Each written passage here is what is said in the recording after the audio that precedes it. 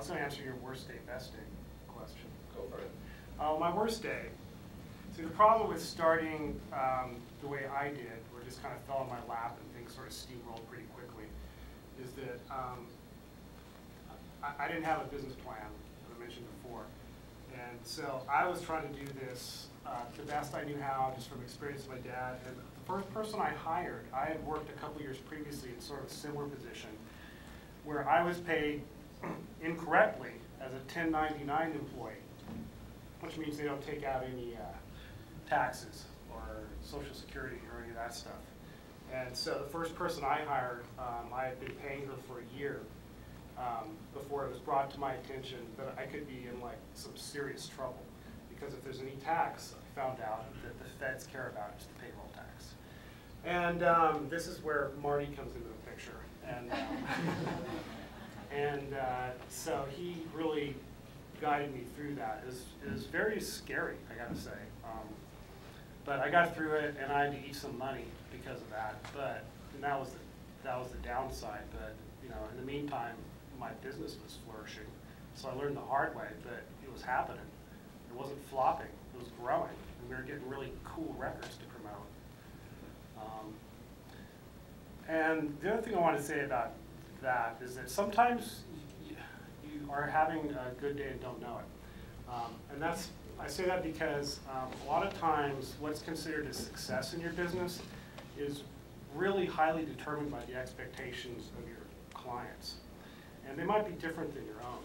And as an example, there was one band we were promoting, so like the CMJ, their main college chart has like 200 spots on it. And we were like trying, you know, internally really hard to get this thing like the top half of that chart. We wanted like number 100, whatever. And it came in, you know, under that, like 125 or something like that. And we were just like, oh man, we stink. God, I can't believe we haven't done a better job of this band, man. I'm gonna have to call them and tell them. And I called the band, I'm like, look, you guys are number 125 this week. And like a party breaks out. Whoa, God, whoa, we're the best band ever. You know, you guys rock, we're telling our friends about you. Awesome.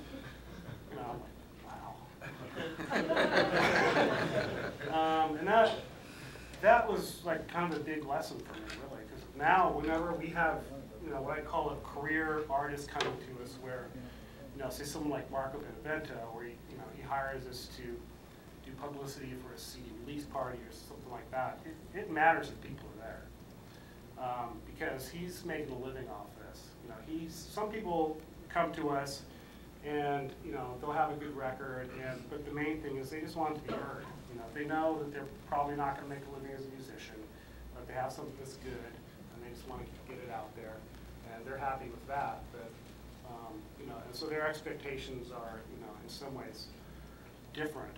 You know, but with a working artist, they're really, for the most part, less concerned about things like charting than we tend to be. It's like, you know, can you get us on the air in Cleveland because we have a show there next week and we really need to get an interview on the radio. And if you make that happen, then you're golden.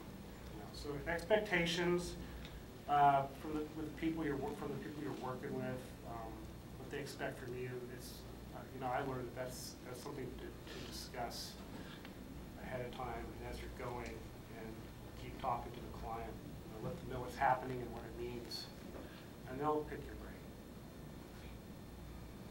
Oh, yes, they will. Some a lot.